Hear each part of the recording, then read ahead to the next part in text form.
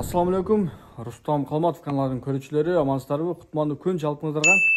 Туугандар, видеону көрүп жатсаңыз, болушунча бөлүшүп, лайк басып, колдоп коюңуздар. Мен сиздерге пайдалуу нерсе менен бөлүшкүм келди.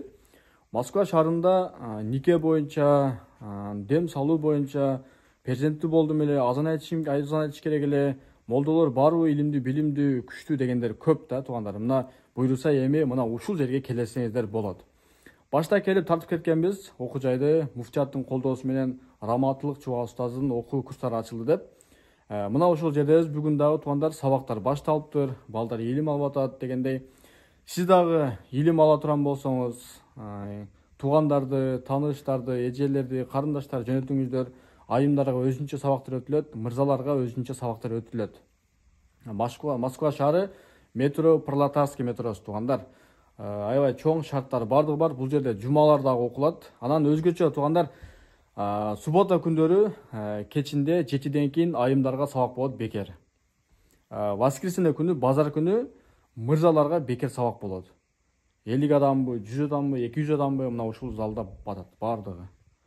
Анан устаздар боюнча маалымат берейин. Устаздар Ислам университетин бүткөн, Раматылык Чуба устазынын шагирти, Абдушүкүр устаздын шагирттери, илимдүү, билимдүү, Кыргызстанда дагы муфтиятта иштеп жүргөн устаздар.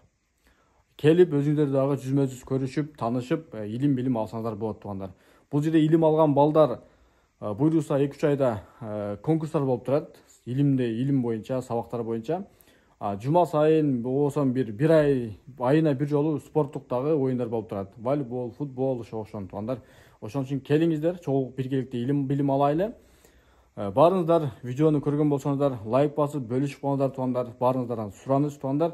Дагы кандай суроолор жооп алгыңыздар келсе, мына ушул номерлерге кайрылсаңыздар болот.